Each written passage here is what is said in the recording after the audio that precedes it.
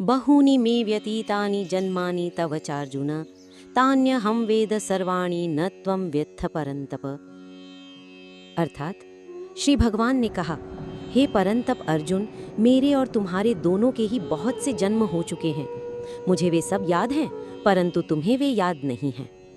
यह श्लोक अर्जुन के प्रश्न का उत्तर देना शुरू करता है और भगवान और जीव के बीच एक मौलिक अंतर को उजागर करता है। 1. समानता। बहूनि मे व्यतीतानि जन्मानि तव चार्जुना।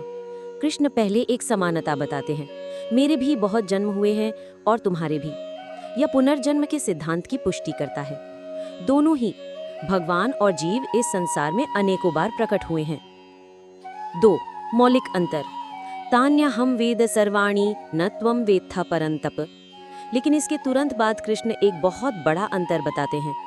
तान्यहं वेद सर्वाणि, मैं उन सभी को, यानी उन सभी जन्मों को जानता हूँ।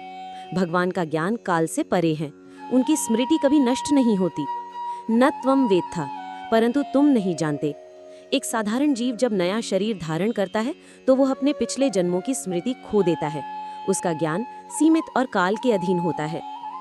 श्लोक का सार, कृष्ण अर्जुन को ये समझा रहे हैं कि हम दोनों जन्म लेते हैं, पर हमारे जन्मों की प्रकृति में जमीन आसमान का अंतर है।